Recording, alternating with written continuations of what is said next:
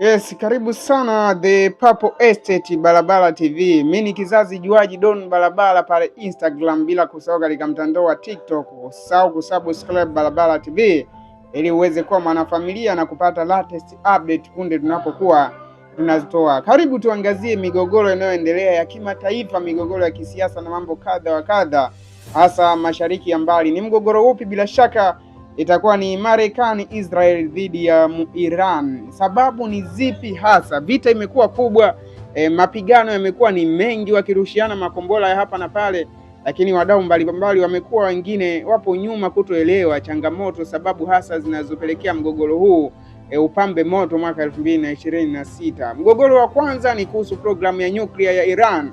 Unajua, muda mrefu zaidi Iran ilizua wasiwasi mkubwa wa mataifa kama Marekani na Israel kutokana na mpango wake wa nyuklia, hasa uwezo wa kuzalisha mafuta ya nyuklia ambayo yanaweza kutumika kwa silaha. Marekani na Israel wanaamini kuwa Irani inaweza kutengeneza silaha za nyuklia, jambo ambalo wanalichukulia kama tishio kubwa sana kwa usalama wao pamoja na kibiashara zaidi. Marekani unajua, iliondoka kwenye makubaliano ya nyuklia JCPOA mwaka 2018. Tangu hapo mvutano zaidi ulianza kukua kidogo kidogo, lakini sababu nyingine ni mikakati ya kiteknolojia na kijeshi. Unajua, Marekani na Israeli zilisema wanataka kupunguza uwezo wa Iran na makombora ya umbali mrefu zaidi ili isiweze kushambulia Israel na wanajeshi wa Marekani kwenye mikoa jirani. Hii ilisababisha mashambulizi makubwa pamoja dhidi ya Iran Februari 28 kama mnakumbukumbu vizuri, tukio ambalo liliweza kumuondoa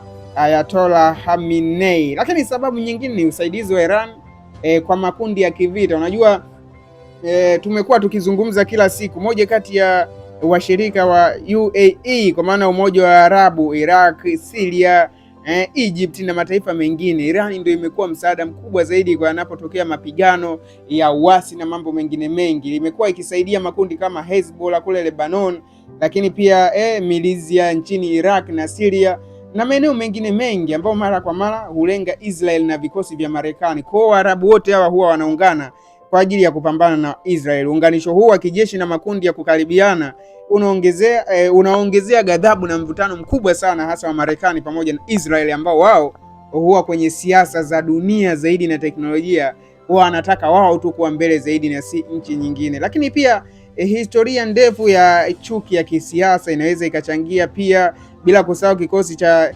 kisiasa cha kimaeneo na mambo kadha wa kadha, ambao ni msingi wa sababu nyingi sana. Vizuizi ambavyo vimekuwa vikiwekwa na Iran, ikiwa ni nchi ambayo inazalisha mafuta, ikiwa ni nchi ambayo iko vizuri katika teknolojia ya kutengeneza silaha, hasa mambo ya drone na silaha nyingine za moto. Marekani kwenye hilo huwa havutiwi nalo kabisa, ndio maana amekuwa akitoa onyo na mara kwa mara amekuwa akikelekwa, basi anatumia mataifa mengine kwa ajili ya kuhakikisha analipiza kisasi. Donald Trump ameshaweka wazi kwamba mgogoro huu yuko nayo kama Marekani, hajakataa kwamba anahusika nao moja kwa moja bila hofu yoyote, jambo ambalo linaendelea kuweka tishio zaidi la dunia. Pengine hii vita inaweza ikawa kubwa zaidi, hata ikapelekea vita ya tatu ya dunia, sababu sekeseke limekuwa la vita nyingi sana, Muisraeli na Palestina, bila kusahau Ukraine na Russia. Hivi sasa yupo Muisraeli na Iran, huku Marekani akimsaidia na washirika wake kupitia NATO akiwemo Mwingereza ameonekana kutokuwa na interest ya kuingia kwenye mgogoro huu. Chanzo ni nini?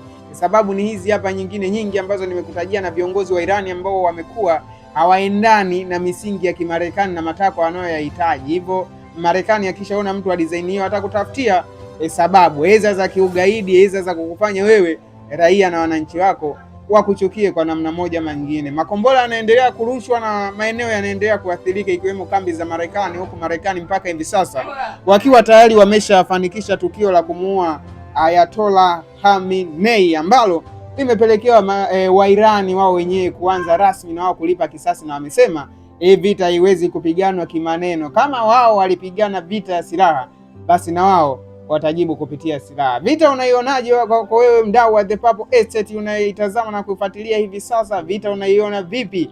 Marekani inadhihirisha tu kutosha yeye ni super power, kwa sababu akilenga kufanya jambo kubwa anafanya na linatimia. Vipi kisasi ambacho atakilipa Muirani kama siku atapiga kombora lenye effect kubwa kama ambavyo amelifanya Marekani na Israel?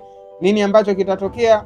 Hapa ni The Purple Estate, endelea kuwa karibu nasi, kila update tutahakikisha tunakusogezea. Mimi ni Kizazi Juaji pale Instagram, andika Don Balabala, pia unanipata huko kwenye mitandao yote pamoja na TikTok. Usisahau kubonyeza neno subscribe ili uwe wa kwanza kupata update, kwa maana taarifa yoyote ile inayowekwa hapa Balabala TV.